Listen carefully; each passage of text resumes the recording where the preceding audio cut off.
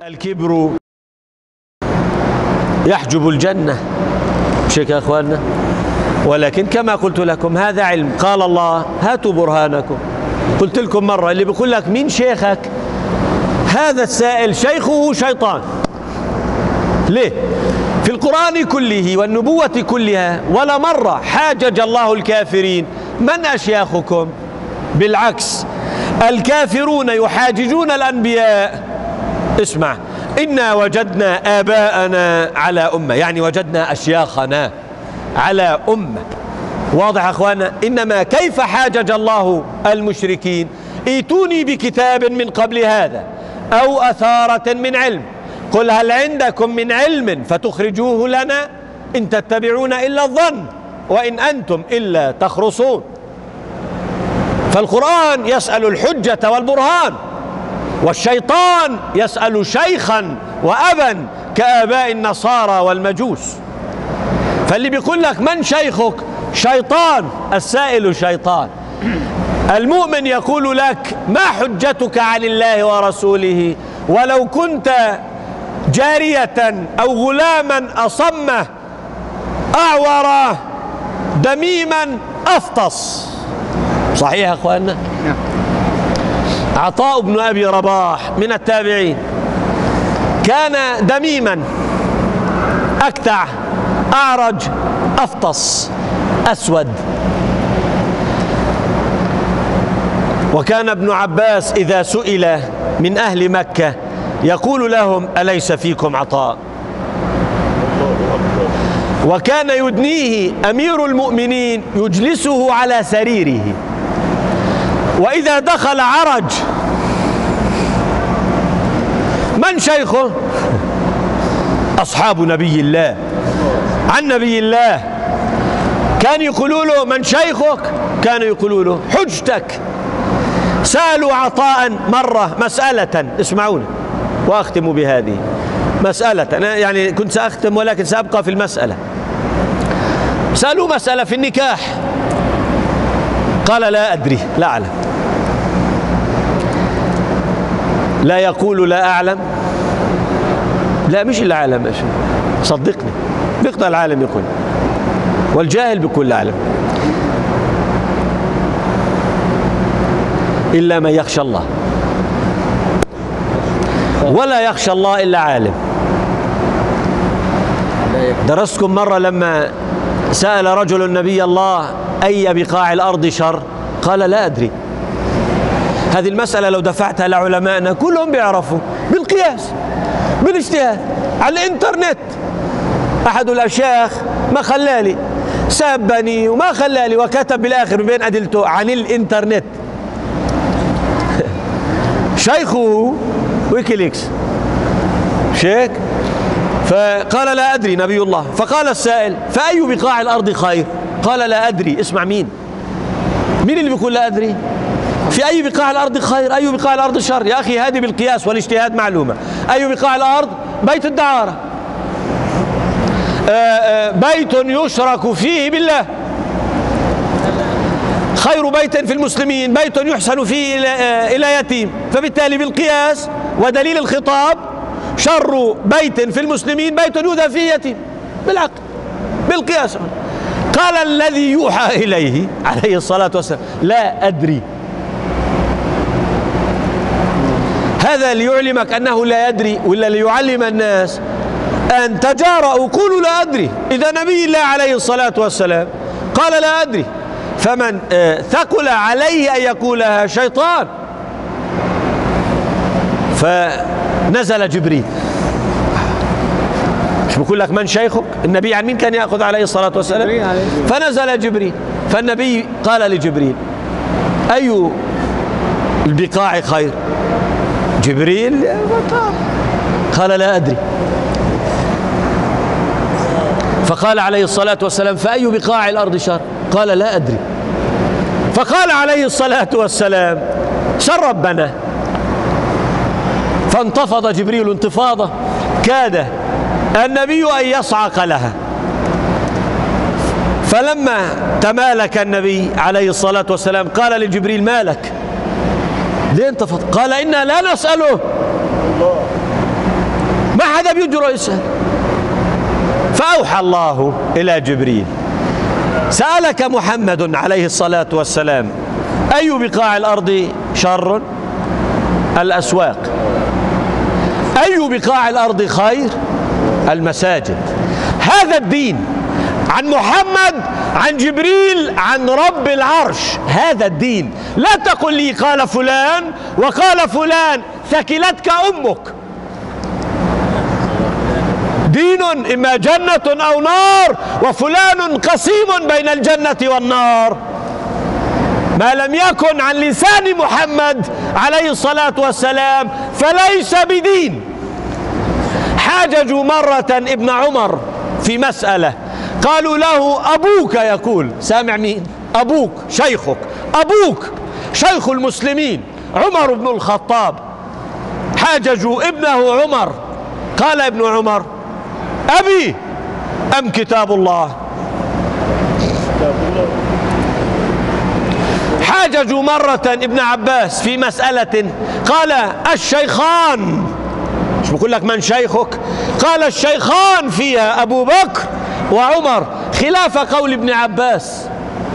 وحاجج ابن عباس فيهما، فقال ابن عباس: توشك السماء أن تسقط عليكم حجارة، أقول لكم قال رسول الله وتقولون قال أبو بكر وقال عمر.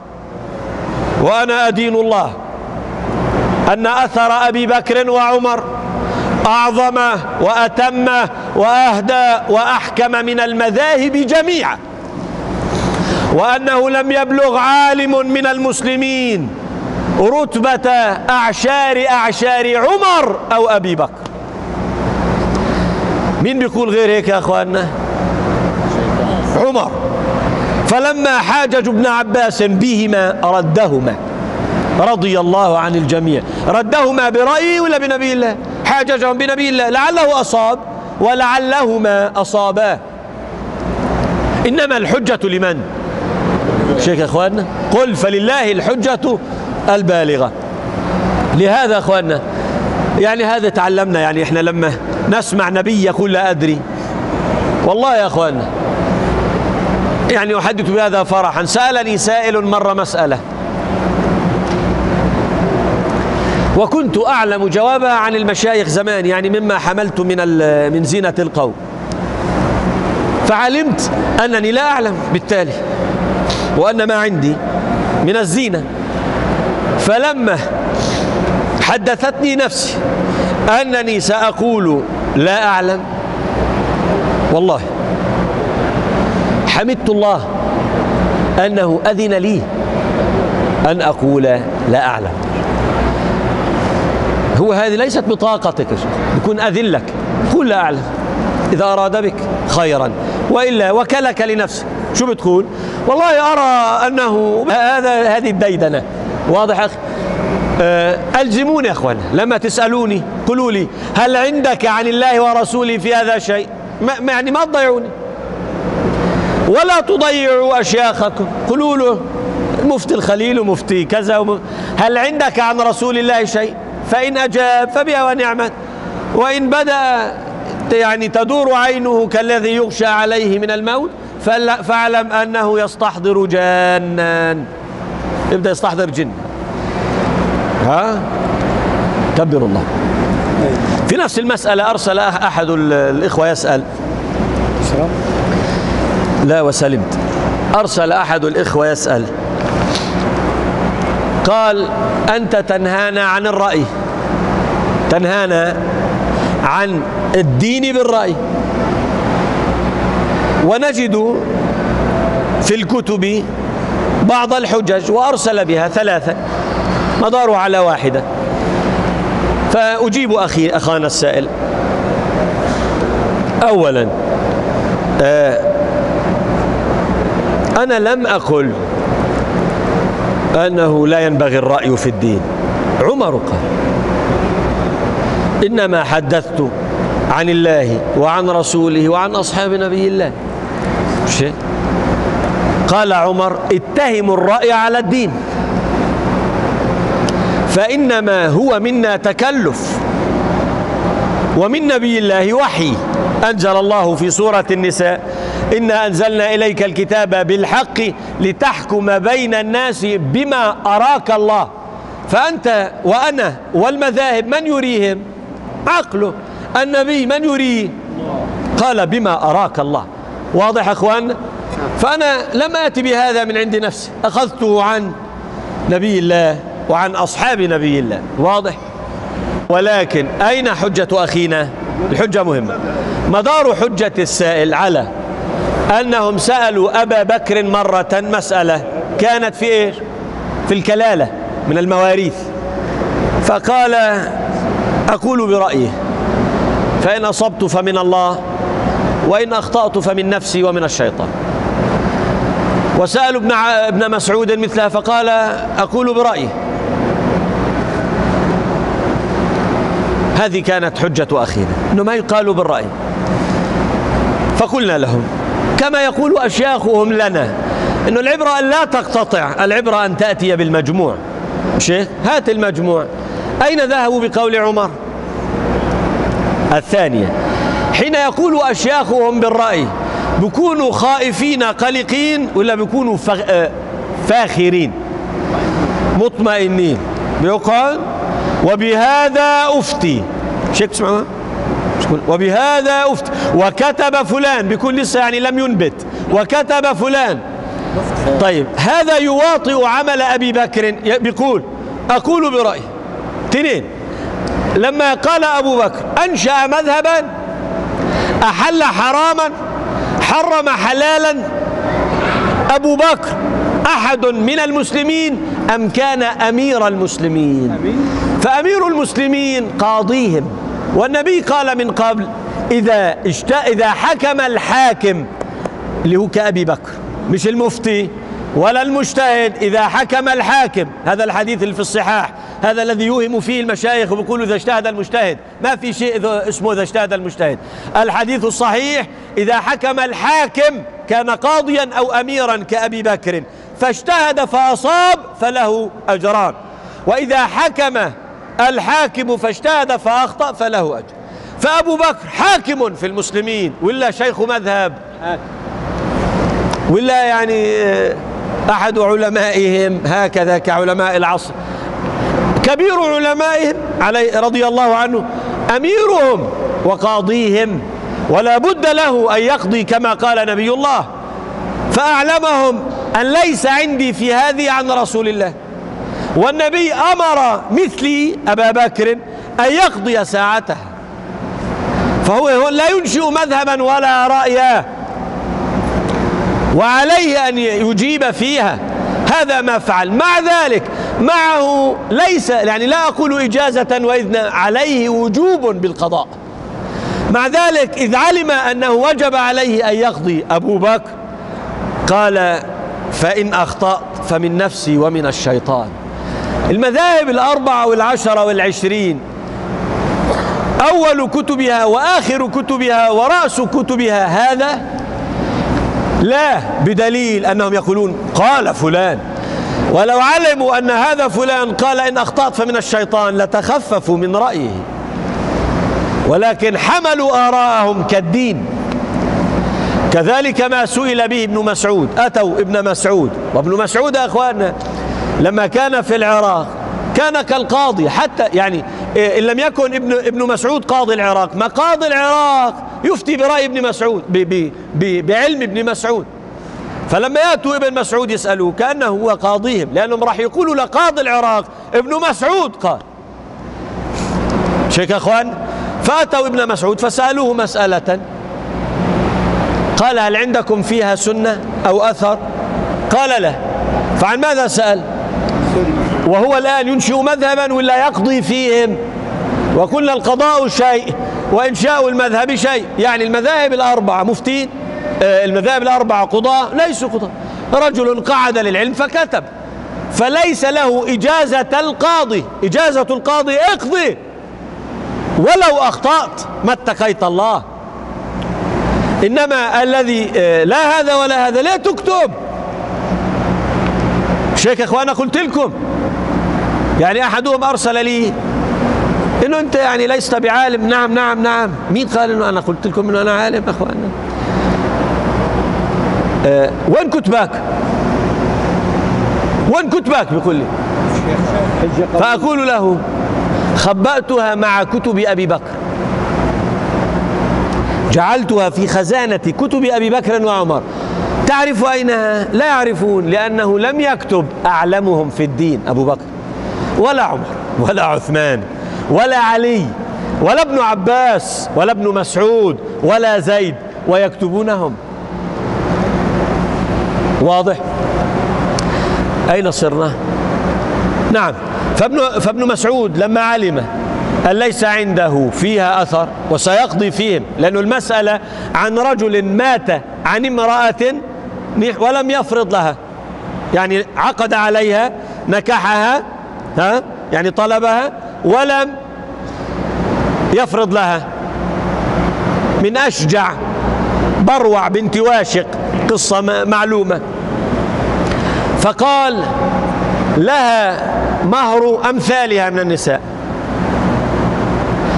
ولها الميراث وعليها العدة.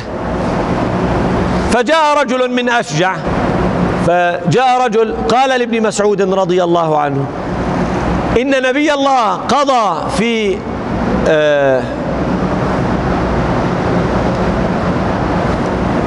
بروع بنت واشق ما قضيت. فرفع يديه وكبر، قال الحمد لله. قال إيه؟ أن بحمد الله بعدما أوجب عليه نبي الله القضاء قضى وأصاب.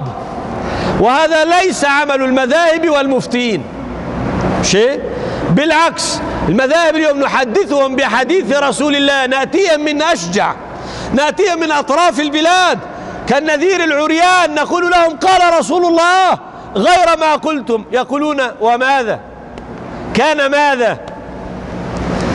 يعني اليوم المذاهب بما تفتي في الرضاعة، روح للمحكمة الشرعية كلهم كما أتى الرجل من أشجع قضى رسول الله، بيقولوا لك نرجع، هذا إن لم يضربوك ويرجموك. هاي الرجل محامي هون سألني مسألة فقلت، قال لي بها، فحدثت المحامي إن السنة هكذا، وهم يفتون بمذهب أبي حنيفة المخالف للسنة. فقال له القاضي العمل هنا على مذهب أبي حنيفة، يعني الدين دين أبي حنيفة على الله وعلى رسوله.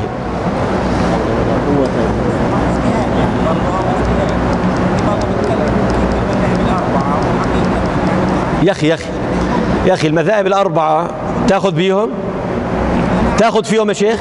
بيقولوا اللي حالق لحيته فاسق. أول واحد كبروا الله. ماشي يبقى بالتالي خلص اجتهاد، سيبوهم يا شيخ، خلص تاخذوش منهم. اسمع، هو بيقول تاخذوش من المذاهب الأربعة، اجتهاد كل ما قالوه اجتهاد تاخذوش فيه. خلص أنينا شيخ. يا أخي الله يرضى عليك.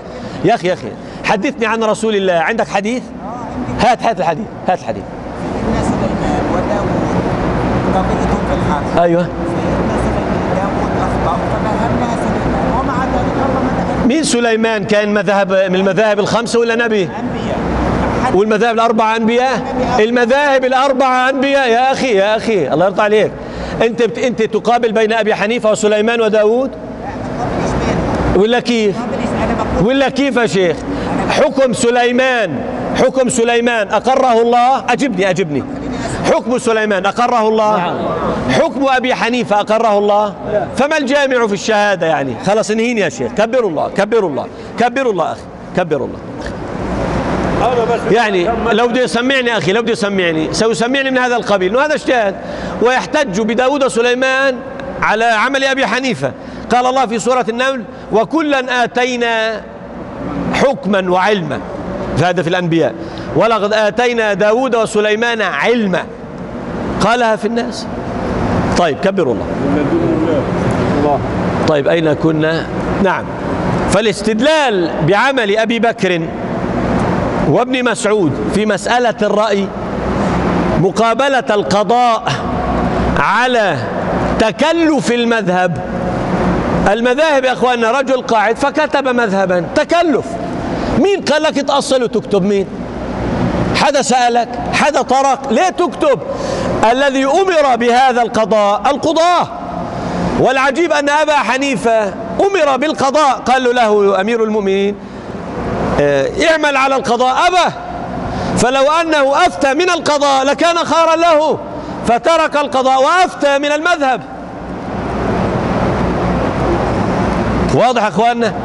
فالاستدلال ليس في محله. أما في أبي بكر، أن أبا بكر أمير المؤمنين وقاضيهم، فوجب عليه إن لم يجد من الكتاب أو السنة أن يقضي، فإن أصاب أجران وإن أخطأ أجر.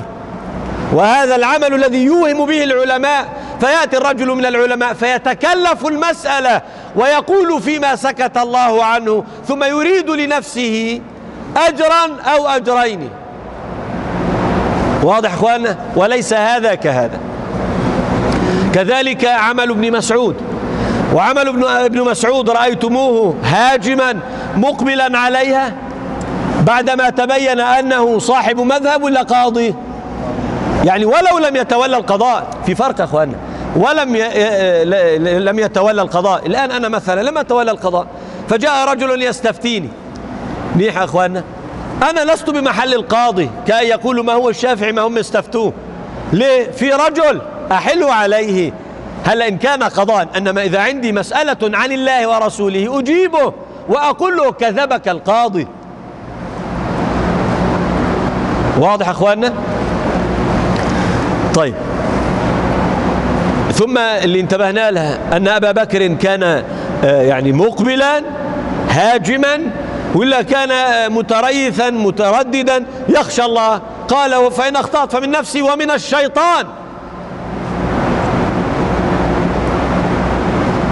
ولما مات أبو بكر، عمر ما عمل بعمل أبي بكر، وقال أنني يعني ما في عندي في الكلالة شيء، لا أعلم. اليوم المشايخ كلهم يعلمون الحمد لله، كلهم، ولا في مسألة في الكلالة إلا الحمد لله. أبو بكر تردد فيها وعمر رضي الله عنه. يعني في فرق يا شيخ، إنه يقول القاضي بدنا ننهي، يعني بدنا ننهي.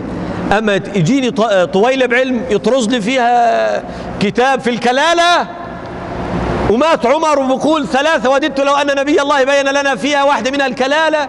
أنا بيجي بكتبه في الكتاب، يعني تربية لعمر، هو الكتاب كان لازم توجيه لعمر. سلني بقول لك لا أعلم، بستحي أقول لك أعلم، بستحي بقول لك كتبوا، هم ملأوا الكتب، إنما أنا أستحي. ليس فيها إلا ما في القرآن، إذا أجبتك من القرآن كان بها. تهم الرأي على الدين. ابن إبراهيم قال ولا عمر بن الخطاب رضي الله عنه؟ عمر. والقرآن كله كما في آخر صاد، ابقوا معنا. قال الله، قال فالحق والحق أقول لأملأن جهنم منك ومن تبعك منهم أجمعين. قل إنما أنا، قل ما أسألكم عليه من أجر وما أنا من المتكلفين. ماذا يعني وما أنا من المتكلفين؟ يعني لم آت بها من عندي. في آخر الأعراف وإذا لم تأتهم بآية قالوا لولا اجتبيتها، يعني تكلفها، هات لك واحدة. فقال النبي إن أتبع إلا ما يوحى إلي وما أنا من المتكلفين. المذهب تكلف. واضح يا أخواننا؟ كبروا الله.